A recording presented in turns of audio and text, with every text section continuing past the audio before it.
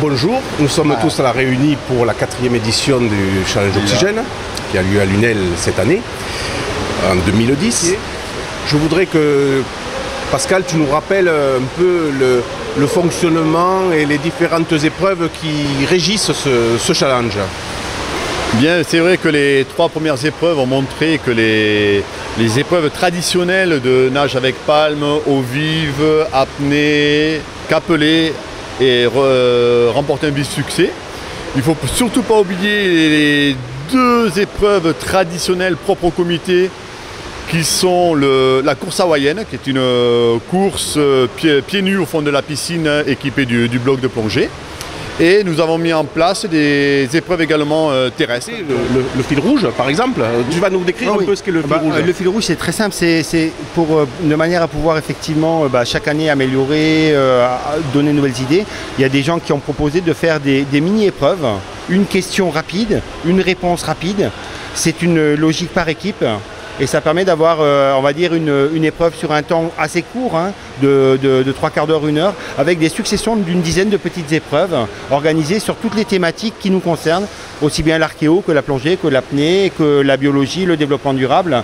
Et donc ça donne une nouvelle dimension, une petite nouvelle dimension aux épreuves. Et surtout, ça permet de travailler de nouvelles idées. Oui, ce que je peux rajouter, c'est que les jeunes sont très demandeurs. Qu'on arrive à créer un réseau entre les jeunes, ça c'est très sympathique, c'est un effet secondaire inattendu. C'est-à-dire qu'ils communiquent entre eux de Toulouse à Montpellier ou à Mazamet en se demandant s'ils reviennent chaque année, ça devient un rendez-vous.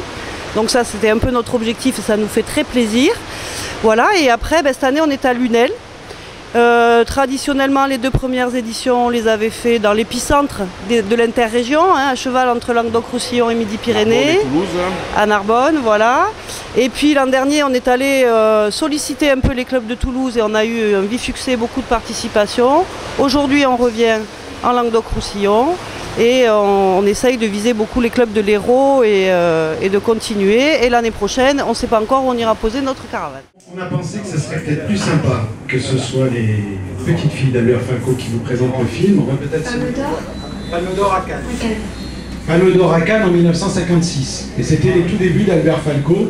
Ça faisait 4 ans qu'il était à bord de la Calypso. Très bien, bravo. Hein. Qu'est-ce qu'on fait alors maintenant? Maintenant, on va regarder le film. Ouais, place aux images? On va place aux images. Alors on y va. Je suis né à Marseille le 17 octobre 1927. Et de toutes ces richesses, d'abord comme simple marin et plongeur, puis comme chef plongeur et chef de mission, au pied d'une falaise de calcaire. J'ai l'impression d'avoir embarqué chez la Calypso hier soir. Merci beaucoup. Merci à vous. Allez, tout le monde est en place.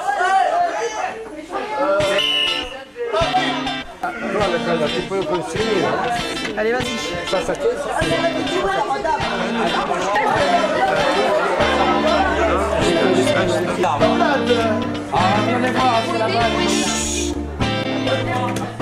Murène, on l'a fait aussi la Murène.